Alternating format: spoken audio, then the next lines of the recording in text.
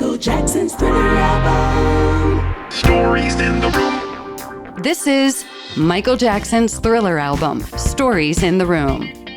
Join film composer Anthony Marinelli, who programmed synthesizers for 7 songs on Thriller, and A&R veteran film producer Stephen Ray, who assisted Quincy Jones and was in the studio every day with Quincy and Michael.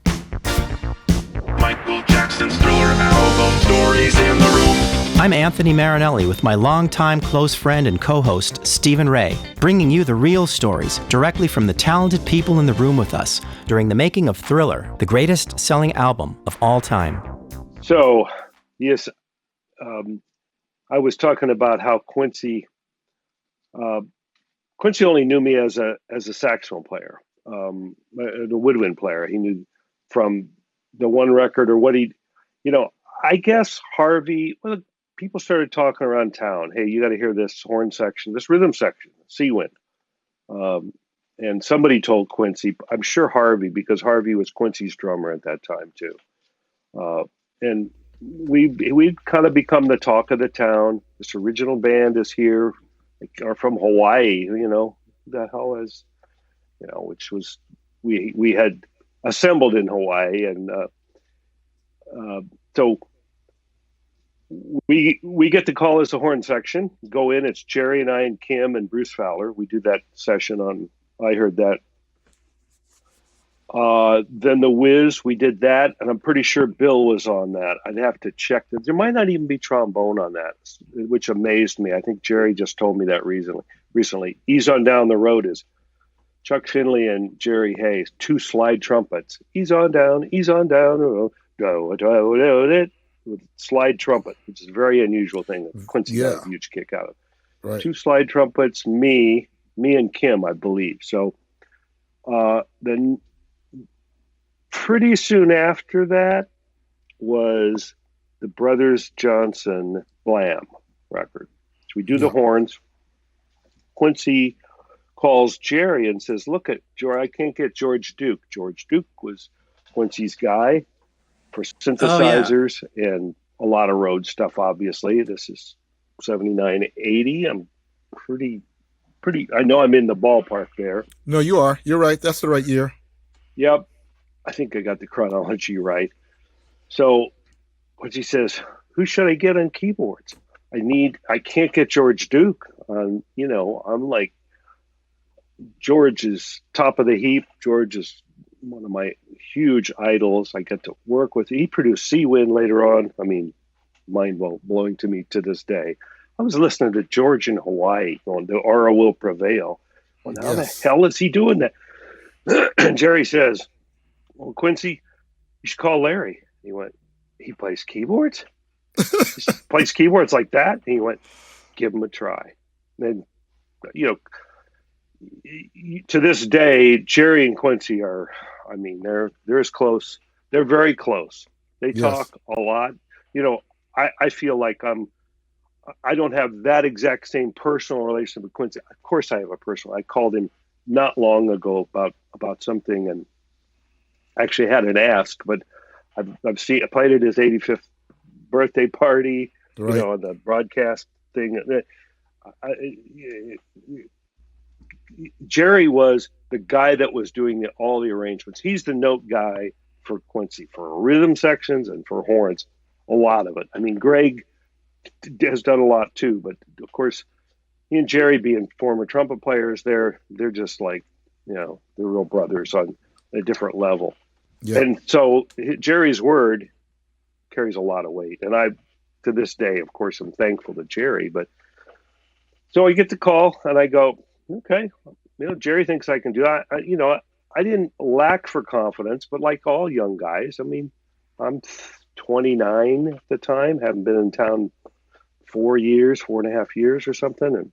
And done a few sessions, but maybe not at that level. I don't believe, certainly not on synthesizer, which was what that was. It was the Brothers Johnson. And it turned out there was a shitload of synth on that I played. Features. So I see why I wanted George. There's some long solos on there that are 1 or 2 take stuff that Quincy, I think I walk in and I got a Mini Moog, I got a Prophet 5, I believe, pretty sure. Not sure what else I had. I didn't have any huge rack of stuff yet, but I was building my arsenal of stuff. I'm thinking Quincy's going to show me.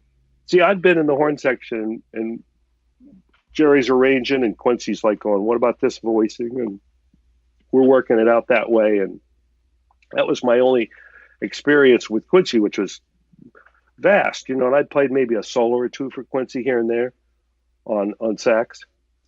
I'm thinking he's going to tell me the whole secret of recording and what to play. This is just going to be. Quincy says, "Okay, what do you hear?" And he plays the track a few times, and it's Midnight Soul Patrol. I remember that one. Mm-hmm. Actually, let me start with Mr. Cool, which I guess George had written. George and probably Quincy had publishing too, but. So he says, what do you hear? And I go, you know what? I think I can play a little kind of a little clavinet-like part, except with, I was using a filter pedal in those days to get the wet resonance deal. Not like a wah-wah exactly, but Anthony knows exactly what I'm talking about. Yeah. To get sort of a synth clav thing. So I play this part that fits in with what George and Lewis are doing. It's not a complicated tune, but and I'm just playing in the groove and locking in, and I get it. After a couple of times, got it pretty good. And once he said, "Man, that's great! That just glued that thing together." And so the revelation was. He wasn't giving me any notes to play. He wasn't micromanaging anything. He wanted me to play whatever I felt and heard. He wanted to get the best out of me. And to have Quincy Jones say, that sounds fucking great, and glues this tune together. I mean, it doesn't get any better, right? I mean, this is like a guy we had idolized. Most musicians have come up, listen to all the great records he's done, and he's this legendary guy walking in, and he's just this guy that's, I mean, it's just hard to even put it in words, but I just did of what that does to a young musician is like, I think I felt more like I had arrived then. I remember going, at least as a keyboard player, that's his stamp, and he could get anybody in the world he wants. And he's given me a shot and given me the thumbs up. So that was the big takeaway, was like, he just got the best out of me. And I've translated that with other musicians I work with. It's like tempting to write it all out and make sure you get it the way you think you want it. And that's always good to have when you're producing something. But man, if you got the right guy there, let them go, because they're going to give you the best stuff that you could ever get. And Anthony, Larry, you might be the only musician. Go ahead. You might be the only musician that's gotten the thumbs up on multiple instruments. I don't know that there's that from Quincy. I mean, how many people can be first chair on multiple instruments for him? I don't think there's any other.